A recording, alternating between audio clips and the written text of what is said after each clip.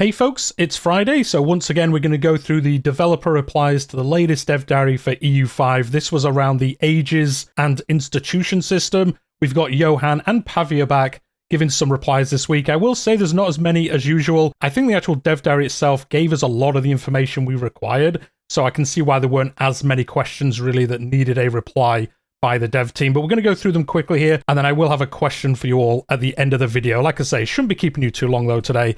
And the first question that was asked was regarding this Tinto Talks. It seems that an institution can only spawn from a single location, correct? Furthermore, if there are multiple locations, which one is chosen is basically the question there. And they did show off that screenshot of, I think it was like Paris and a few other places that were eligible to spawn one. And basically, how does this system work? Now, if you've played EU4, you will know how this works. All the places that are eligible, it basically picks one of them semi at random, as you could see in the screenshot in the dev diary, which I will leave a link to in the description down below as always. They are, I think, weighted by percentage, but then Johan does also say here that it is random of all eligible, and then it is weighted by population as well. So it looks like maybe it works the same as EU4. I'm not sure how the equation works in EU4, if I'm honest. I just know it was very similar to this, where you could have multiple places eligible, and then one of them was picked to be the place where it spawned. I always thought it was weighted to the highest percentage, but it looks like on this one it's weighted to population, and I guess probably the highest percentage as well. I would be surprised if it's not the case, because otherwise you could have one that's like 98% likely to get it, and then one that's like 1%. Although, to be honest, I guess the percentage that was shown in the tooltip could be the weighted percentage with the population. That could be already kind of integrated into the tooltip itself. So that is how it's going to work anyway. Again, if you've not played EU4, this is how these work. I do try and call things out like this in these videos for new people to the series who maybe have waited for EU5 to be announced and coming out, because EU4 is quite expensive to get into. Unless you do the subscription method, that is a good way to get in and play it. But I do try and remember the best that I can to explain some of these mechanics as we get to them during these dev diaries, if they're going to work similar to EU4, or at least the best I can remember on how they worked in that game. And the next question, this was all around the institution, the New World, because the requirements to hit this were, as the user here pointed out, very linked to the Portuguese exploration at the time. But the actual historical location this will spawn in is Sevilla. Now, that is only if you choose the historical option for spawning. As Johan points out here, if you do the default dynamic one, it is very likely it will spawn in Lisbon. Now, it is a bit funny here, like the requirements to hit it are pretty much the Portuguese historic exploration, but then it is from Sevilla, as the person here pointed out, probably because that's where Christopher Columbus's voyage, I believe, started from. So it's kind of like a mix of the two, but Johan really just saying like it's nearly always going to be Lisbon. Only if you do the historic one will it be Sevilla. I guess at that point, why isn't just the historic one also Lisbon? I'm not too sure why that isn't just the case. Again, I think it's kind of merging the Portuguese stuff with Christopher Columbus's voyage, so it's kind of like a mismatch of the two. But I did want to call this out because, again, with the different options that you have, it will spawn in different places depending on who hits these requirements. And especially the early ones, as they said in the dev diary, they are pretty fixed. Like, as Johan says here, Lisbon is pretty much always going to spawn this, just because the world is set up in such a way that it's pretty much always going to be that person that hits it. It's going to be very hard for another nation to beat them to those requirements that they did call out in the dev diary. In the next question, what happens if historical spawning is on and the historical location doesn't meet the requirements? Now, I think this was explained in the dev diary, but just some clarification here. If you have the historical option on, it will always spawn in the historical location, no matter what. Like for the Sevilla one that we just talked about, even if Spain does nothing, Portugal does nothing, they do no kind of exploration at all, maybe they just get wiped out really, really quickly, it will always spawn there anyway. It doesn't matter if they hit the other requirements, it will just always spawn in that location. So all the ones they called out in the dev diary, they will always spawn in those locations, no matter what happens. And the next question, a very good one actually, asking if institutions are going to work like they did in EU4, where the New World and other locations on the map, they never got them really until they got colonized. And then obviously the colonizers spread those institutions into those areas of the map. They obviously could catch up and do them. I'm sure many of you have seen like crazy playthroughs where you can get the institutions to spawn in random places on the map just because you beeline to the requirements for it and you can get it to spawn elsewhere. Now, Johan answered this by saying, yes, it will work the same. The New World won't get these until colonizers arrive, but they have no need for them either. Now, I will say there was another question about this, and he commented that the system they're going to talk about next week, which was the redacted system that was mentioned in the dev diary, that is kind of not like replacing it, but that system will help people who are in the New World and other places early on. We'll see what that exactly means in the next dev diary. I do wonder if it's going to be linked to the societal value system. We haven't got much information on that, so I'm not sure if that's the redacted one. Well, it can't be because we know the name of it, but I wonder if the redacted system plus the societal value system, if you don't get access to institutions early, I wonder if there's some kind of combination of those for those nations that wouldn't have them to mean they don't like fall behind even further than they already are at the start of the game, if you want to think of it that way. There's people asking like, well, if I play in South America, can I ever catch up to the Europeans and the other places where institutions are going to spawn? And it looks like that is going to be the case. Again, I think next week's dev diary is going to cover that, so we just have to wait for that, really. In the next question, they're a big fan of CK2 and CK3, and with this super mystery project, will you be able to convert CK3 saves like you can in other certain Paradox titles? Obviously talking about EU4, there is unofficial converters where you can play a game of CK3 and then convert it into EU4, and then you can convert it into Hearts of Iron, all these different things.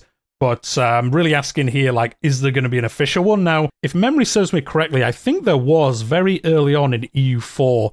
Someone could correct me if I'm wrong. I think there was an official one, wasn't there, for a very short amount of time, and then I think they realized it was just way too much work to support. As I've mentioned, there are unofficial ones, there are mods that do this for you, and Johan's saying here that there is no official plan for this at the moment. I can't imagine there will be for a while. There's so much more stuff that's more important than this, if I'm being honest. I like mega campaigns, but I don't really want it to be something that they actively work towards. It's cool that they'll probably build things in a way where mods can make this possible, but I don't want them to spend loads of time kind of keeping it up to date and things like that. But he does say it is definitely something they want in the future. So again, whether it's they make an official version of it or whether they just support the mod version really well, so it's a lot easier to do these conversions over. The next question, from which age does spreading an institution become available as a cabinet task? This was mentioned in the dev diary.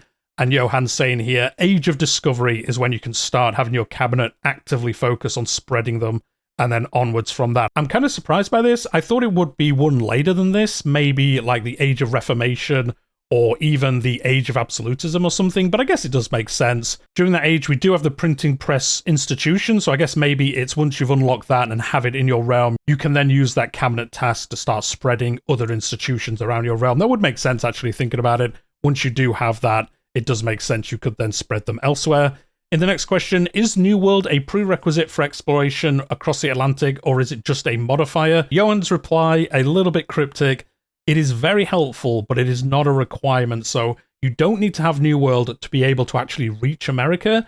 I imagine he means otherwise you've got to go like all the way along the north, you know, across the Arctic and things like that, or maybe across the Antarctic or something. I'm not too sure. It must be very hard, otherwise you probably wouldn't bother doing it. Or maybe the New World modifier just allows you to build colonies or something. Maybe you can discover the coast earlier, but you can't like colonize it in any way. Or maybe it just has such crazy attrition on your fleets that it's very hard to get there and back. Maybe you can get there and then weirdly like your ship disappears and you forget everything that's there, like Fog of War reappears or something. I don't know how they do it. That could be kind of cool. I guess it doesn't really make sense though as a player playing it that you'd kind of see somewhere and then forget about it, but I don't know. It would be cool if there was some way for them to do that, to kind of show like lost expeditions or something. I would think that the New World just makes it way easier. Like you can get over there and back easier. Maybe you can build colonies or something. I would think it's something along those lines. On the next question, about institutions, is it possible to get them before an age spawns? No is the answer. That does make sense to me. They are kind of linked. So once you hit like the age of discovery, that is when you can start making progress into New World, Printing Press, Pike and Shot. It would be weird if you could hit those before hitting the age that's related to them, but again, maybe an obvious question to some of us, but a good question and a good answer there by Johan, saying no, you do need to have the age before you can unlock any institutions associated with it. In the next question, do ages simply trigger based on a timer, whether or not the conditions are met for one of the institutions, or is there some other mechanic? Now, this is actually a good question because I don't think they really called it out in the dev diary. They just said every one of these lasts roughly 100 years. So actually, this is a good question. It kind of passed me by during the dev diary that there wasn't really concrete information on this. But the answer here is that it is currently on a timer as that got the best results. So it looks like it's kind of forced in maybe on that like 100 years. Maybe there's like 5 years either side of that.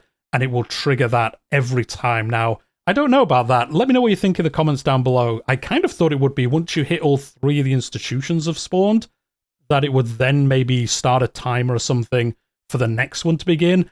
It looks like from here, from the best results, I wonder if they did try that way and it just caused like massive gaps or something if people didn't really push the progress far enough. So I don't know. I can kind of see that like this system works quite well where it's kind of forced upon you every 100 years, roughly, they said. But then if you did it the other way where you had to hit all 3 and then a timer started, I could see how you could have those like weird gaps where some last way longer than other ones. But let me know what you think in the comments down below. I was a bit surprised that it is on a kind of fixed timer of some kind. Like I say, I think there will be a slight variation on it. The next question was all around what kind of PC you're required to play the game. As I think we were talking about last week, we don't really know at the moment. Now, Johan points out here that it will be greatly optimized before launch. I think that does make sense.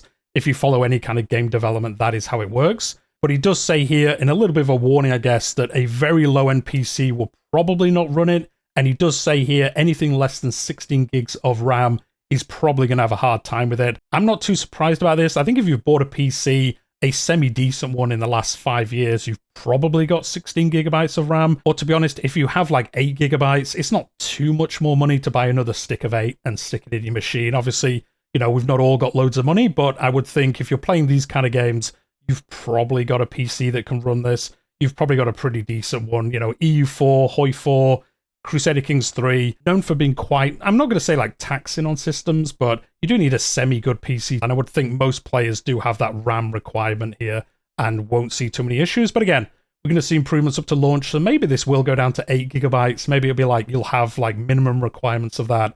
16 to 32 is the recommended. So we'll see obviously closer to launch. But with that, that's the end of the ones that I picked out this week. As I said, much shorter than the recent ones. And I think they covered most things in the dev diary, so people didn't really have questions regarding how it's going to work. So next week, as we know, we're going to be talking about this redacted system that we don't know about that replaces laws and national ideas. And we'll get a lot more information around that. So do hit that like button if you've enjoyed today's video. Subscribe if you are new here. I'm covering EU5 up to official announcement, launch, and beyond. And I cover Crusader Kings in a very similar manner as well. Now, as I said at the beginning, I do have a question for you all, and it is around these kind of videos. So with the EU5, I've been covering these since the Tinto Talks were initially announced, and I'm really enjoying doing them. And at the moment, I do the Dev Diary coverage on a Wednesday. And then as you're listening to now, if you've made it this far, if you haven't made it this far, you don't even know what I'm talking about, so it's all good. I do these videos on a Friday where I go through the dev replies, and I just want to know and get some feedback on, do you guys enjoy it this way, or would you rather I like waited longer on the Wednesday, or maybe even waited to the Thursday, did the dev diary video, and then added the developer replies to the same video to make like one overall video that covered the dev diaries and the replies? Or do you prefer that I get the video out quite quickly on a Wednesday, which is just the dev diary, and then on a Friday I do this follow-up one? Like, I enjoy it this way. I like talking about the game so much. I want to talk about it on the Wednesday, and then I want to talk about it on the Friday. So I like this way. It's quite nice for me to do it as well. It gives me something to kind of do on both days for the channel. So I like this, but I do want to know, like, we are still relatively early in the Tinto Talks section, and then we will get full dev diaries once it is officially announced. So if you guys have any feedback on that, would you prefer one longer video that covered both parts, maybe later on a Wednesday or early on a Thursday? Or do you like this way that you get them separated out and covering both things? Give both a good amount of time for each one of them. Like I say, just let me know in the comments down below. I'm not guaranteeing that I'll go one way or the other, but I did want to kind of ask and see how you guys thought about it, as we have got a lot more of these to come. And if I can do them better, I'm always looking to improve the channel. So do let me know if you want to in the comments down below. But with that, we'll leave it there for today, and I'll see you in the next one.